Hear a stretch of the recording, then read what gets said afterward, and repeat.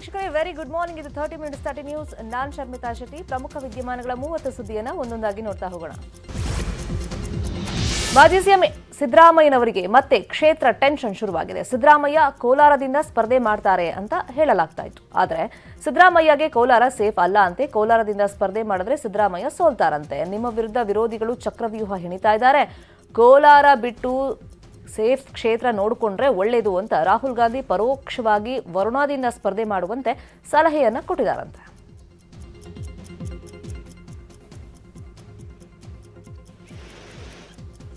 ಇನ್ನು ಬೆಂಗಳೂರಲ್ಲಿ ಮಾತನಾಡಿರುವಂತಹ ಸಿದ್ದರಾಮಯ್ಯ ಸ್ಪರ್ಧೆಯ ನಿರ್ಧಾರವನ್ನ ಹೈಕಮಾಂಡ್ಗೆ ಬಿಟ್ಟಿದ್ದೀನಿ, ವರುಣಾದಿಂದ ಸ್ಪರ್ಧಿಸುವಂತೆ ಹೇಳಿದ್ರೆ ಸ್ಪರ್ಧೆ ಮಾಡ್ತೀನಿ ಅಂತ ಹೇಳಿದ್ರು. ಹೈಕಮಾಂಡ್ನವ್ರು ಏನು ಹೇಳ್ತಾರೆ ಹಂಗೆ ಕೇಳೋದು ನಾನು. ವರ್ತುಲ ಪ್ರಕಾಶ ಏನು ಹೇಳ್ತಾನೆ, ಇವನು ಇನ್ಯಾವನೇ ಏನು ಹೇಳ್ತಾನೆ, ದಟ್ ಈಸ್ ನಾಟ್ ಇಂಪಾರ್ಟೆಂಟ್. ನಾನು ನನ್ನ ಅರ್ಜಿನಲ್ಲಿ left to the decision of the high command ಅಂತ ಬರೆದಿದ್ದೇನೆ. ಹೈಕಮಾಂಡ್ನವ್ರು ಏನು ತೀರ್ಮಾನ ಮಾಡ್ತಾರೆ ಅದರಂತ ಮಾಡ್ತೀನಿ ಅಷ್ಟೇ. ಹೈಕಮಾಂಡ್ ಹೇಳಿದ್ದೆ ನಾನು ಒಲವು.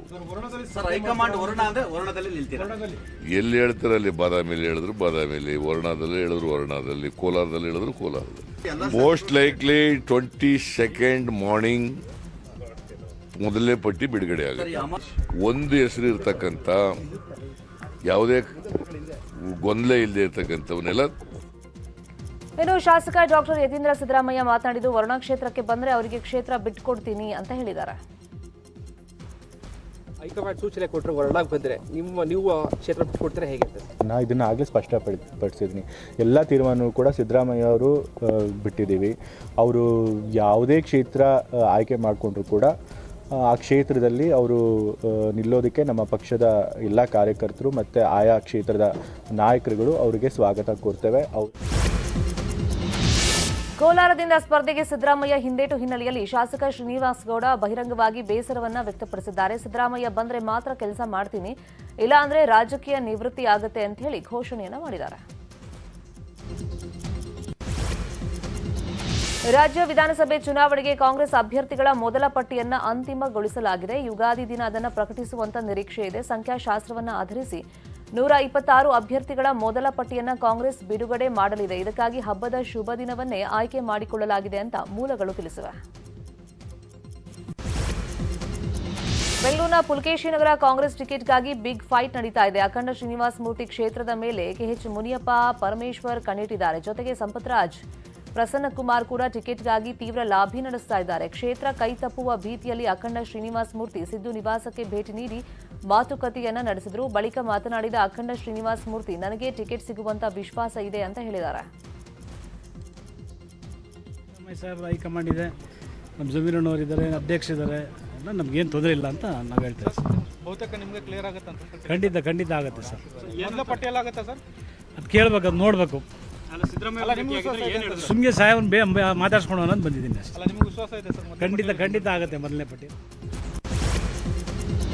ಕಾಂಗ್ರೆಸ್ ನಾಯಕರ ವಿರುದ್ಧ ಬಳ್ಳಾರಿಯಲ್ಲಿ ಕಂದಾಯ ಸಚಿವ ಆರ್ ಅಶೋಕ್ ವಾಗ್ದಾಳಿಯನ್ನು ನಡೆಸಿದ್ದಾರೆ. ಬಿಜೆಪಿಯಲ್ಲಿ ರಾಜ್ಯ ಮತ್ತು ಕೇಂದ್ರದ ನಾಯಕರು ಸಾಕಷ್ಟು ಜನ ಇದ್ದಾರೆ, ಆದರೆ ಕಾಂಗ್ರೆಸ್ಗೆ ಡಿಕೆಶಿ, ಸಿದ್ದರಾಮಯ್ಯ ಅವರು ಬಿಟ್ರೆ ಮೂರನೇ ಲೀಡರೇ ಇಲ್ಲ. ಕಾಂಗ್ರೆಸ್ ನಾಯಕರು 224 ಕ್ಷೇತ್ರ ತಲುಪಿಲ್ಲ, ಟಿಕೆಟ್ಗಾಗಿ ದೆಹಲಿಗೆ ಹೋಗಿದ್ದಾರೆ ಅಂತೆಲ್ಲ ಕಿಡಿಕಾರಿದ್ದಾರೆ. ಇನ್ನು ಹಾವೇರಿಯಲ್ಲಿ ಮಾತನಾಡಿರುವಂತಹ ಸಿಟಿ ರವಿ, ಕಾಂಗ್ರೆಸ್ ಹಾಗೂ ಜೆಡಿಎಸ್ನವರಿಗೆ ಅಧಿಕಾರ, ಜಾತಿ ಹಾಗೂ ಕುಟುಂಬ ಮೊದಲು ಅನ್ನೋದು ನೀತಿ ಅಂತ ಹೇಳಿ ಕಿಡಿಕಾರಿದ್ದಾರೆ. ಸಿದ್ದರಾಮಯ್ಯನವರಿಗೆ 224 ಕಾನ್ಸ್ಟಿಟ್ಯೂನ್ಸಿಯಲ್ಲಿ ಎಲ್ಲೂ ಸ್ಪರ್ಧೆ ಮಾಡೋಕ್ಕೆ ಅವರಿಗೆ ಚಾನ್ಸೇ ಇಲ್ಲ. ಯಾಕಂದರೆ ಎಲ್ಲೋದ್ರೂ ಅವ್ರು ಸೋಲ್ತಾರೆ. ಯಾಕಂದರೆ ಯಾವುದೇ ಕ್ಷೇತ್ರದಲ್ಲೇ ಅವ್ರು ನಿಂತಿಲ್ಲ. ಈಗ ವರುಣಾದಲ್ಲೂ ನೀವು ಕಾಂಗ್ರೆಸ್ಸು ಜನತಾದಳದಲ್ಲಿ ದೇಶ ಮೊದಲು ಅನ್ನೋ ತತ್ವನೇ ಅವರಿಗೆ, ತತ್ವಕ್ಕೆ ಬಗ್ಗೆ ಅವ್ರ ನಂಬಿಕೆನೇ ಇಲ್ಲ. ಅವರಿಗೆ ವೋಟ್ ಮೊದಲು, ಅಧಿಕಾರ ಮೊದಲು, ಜಾತಿ ಮೊದಲು, ಕುಟುಂಬ ಮೊದಲು ಅನ್ನೋದು ಅವ್ರ ತತ್ವ. ಆದರೆ ಚಿತ್ರದುರ್ಗ ಜಿಲ್ಲೆಯ ಹಿರಿಯೂರು ಬಿಜೆಪಿ ಶಾಸಕಿ ಪೂರ್ಣಿಮಾ ಶ್ರೀನಿವಾಸ್ ಕಾಂಗ್ರೆಸ್ ಅತ್ತ ಮುಖ ಮಾಡಿದ್ದಾರೆ ಅಂತ ಹೇಳಲಾಗ್ತಾ ಇದೆ. ಈ ಕುರಿತಂತೆ ಮಾತನಾಡಿರುವಂತಹ ಪೂರ್ಣಿಮಾ ಶ್ರೀನಿವಾಸ್, ನಮ್ಮ ತಂದೆ 40 ವರ್ಷ ಕಾಂಗ್ರೆಸ್ ಅಲ್ಲೇ ಇದ್ದವರು, ಒಂದು ವಾರ ಕಾದು ನೋಡಿ ಅನ್ನೋ ಮೂಲಕ ಕಾಂಗ್ರೆಸ್ ಸೇರುವ ಮುನ್ಸೂಚನೆಯನ್ನ ನೀಡಿದ್ರಾ ಅನ್ನೋ ಪ್ರಶ್ನೆ ರಾಜಕೀಯ ವಲಯದಲ್ಲಿ ಎದ್ದಿದೆ. ಜೆಡಿಎಸ್ ಭದ್ರಕೋಟೆ ಹಾಸನದಲ್ಲಿ ಟಿಕೆಟ್ ದಂಗಲ್ ತಾರಕಕ್ಕೆ ಏರಿದೆ. ಸಾಮಾನ್ಯ ಕಾರ್ಯಕರ್ತನಿಗೆ ಟಿಕೆಟ್ ಎಂಬ ಕುಮಾರಸ್ವಾಮಿ ಮಾತಿಗೆ ತಿರುಗೇಟನ್ನ ಕೊಡೋದಕ್ಕೆ ರೇವಣ್ಣ ಸಜ್ಜಾಗಿದ್ದಾರೆ. ಪತ್ನಿಗೆ ಟಿಕೆಟ್ ತಪ್ಪಿದ್ರೆ ಸ್ವರೂಪ್ಗೂ ಟಿಕೆಟ್ ನೀಡದಂತೆ ಪಟ್ಟನ್ನ ಹಿಡಿದಿದ್ದಾರಂತೆ. ದೊಡ್ಡಗೌಡರು ನಾನೊಂದ್ಸರಿ ಕೇಳಿದರು, ನಿನಗೆ ಇಂದು ಮಾತು ಕೊಟ್ಟದ್ದು ನಿಜ, ನಿಮ್ಮ ಮನೆಗೆ ಬಂದು ನಾವು ಆಶ್ವಾಸನೆ ಕೊಟ್ಟು ಹೋಗಿದ್ದು. ಇವತ್ತು ಆ ಸಂದರ್ಭ ಬಂದಿದೆ. ಇವತ್ತು ಇಬ್ಬರು ನಾವು ಸಮಾಧಾನ ಪಡಿಸಿ ನಿಮ್ಮನ್ನು ಅಭ್ಯರ್ಥಿ ಮಾಡಿ ನೀವು ಒಪ್ಕೊಳ್ತೀರಾ? ಆ ರೀತಿ ಏನಾದರೂ ಸಂದರ್ಭ ಬಂದರೆ ಸರ್, ತಾವೆಲ್ಲ ಒಗ್ಗಟ್ಟಾಗಿ ನನಗೆ ಬೆಂಬಲಿಸಿದ್ದೆ ಆದರೆ ನಂದೇನು ಅಭ್ಯಂತರ ಇಲ್ಲ ಸರ್. ನಂದು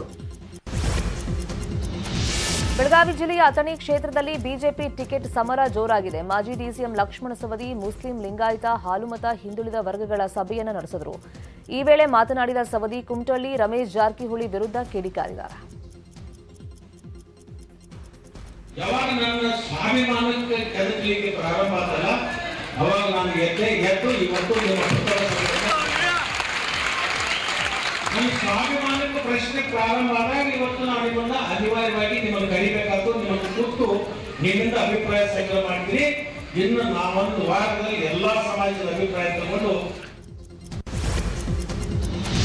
ಬೆಳಗಾವಿಯ ನಾಗನೂರಿನಲ್ಲಿ ವೀರಶೈವ ಲಿಂಗಾಯತ ಸಮಾವೇಶ ನಡೆಯಿತು. ಸಮಾವೇಶದಲ್ಲಿ ಭಾಗವಹಿಸಿದ್ದ ಬಿಜೆಪಿ ಶಾಸಕ Balachandra Jarkiholi, Lingayat CM Trump card use ಮಾಡಿದ್ದಾರೆ. ಮುಖ್ಯಮಂತ್ರಿ ಸ್ಥಾನ ವೀರಶೈವ ಲಿಂಗಾಯತ ಸಮಾಜದ ಕೈಯಲ್ಲಿದೆ. 2023ಕ್ಕೆ ಮತ್ತೆ ಬಿಜೆಪಿ ಸರ್ಕಾರ ಅಧಿಕಾರಕ್ಕೆ ಬರುತ್ತೆ, ಮತ್ತೆ ಲಿಂಗಾಯತರೇ ರಾಜ್ಯದಲ್ಲಿ ಸಿಎಂ ಆಗ್ತಾರೆ ಅಂತ ಹೇಳಿದರು. ಸಮಾಜ ರಾಜ್ಯದಲ್ಲಿ ತಮ್ಮ ಮತ ವಿಭಜನೆ ಆಗಬಾರ್ದು. ತಾವು ದಯಮಾಡಿ ತಮ್ಮ ಮತವನ್ನ ಬೇರೆ ಪಕ್ಷಕ್ಕೆ ಹೋಗ್ರಿ. ಯಾಕಂದ್ರೆ ಮುಖ್ಯಮಂತ್ರಿ ಸ್ಥಾನ ಅಷ್ಟಿಲ್ಲ. ಯಾಕಂದ್ರೆ 6 ಕೋಟಿ ಜನಸಂಖ್ಯೆ ಕರ್ನಾಟಕದಲ್ಲಿ, 6 ಕೋಟಿ ಜನಸಂಖ್ಯೆ ಒಳಗೆ ದೇವ್ರ ಹಣೆಬರ ಹೆಂಗ್ ಬರುತ್ತೆ? 224 ಮಂದಿ MLA ಆಗುವಂತ ಹಣೆಬರ ಬರ್ದಿರ್ತಾನ, ಮತ್ತು 34 ಮಂದಿಗೆ ಮಂತ್ರಿ ಆಗುವ ಹಣೆಬರ. 6 ಕೋಟಿ ಒಳಗೆ ಒಬ್ಬಗೆ ಮುಖ್ಯಮಂತ್ರಿ ಆಗೋ ದೇವ್ರ ಹಣೆಬರ ಬರ್ತಾನ. ಅದಕ್ಕಂತ ಮುಖ್ಯಮಂತ್ರಿ ಸಮಾಜ ವೀರಶೈವ ಲಿಂಗಾಯತ ಸಮಾಜದ ಕೈಯಾಗೈತಿ. ಅದಕ್ಕೆ 23 ಮನಸ್ಸರ ಮತ್ತು ಲಿಂಗಾಯತ ಸಮಾಜಕ್ಕೆ ಮುಖ್ಯಮಂತ್ರಿ ಸ್ಥಾನ ಐತಿ. ಅದಕ್ಕೆ ರಾಜ್ಯದ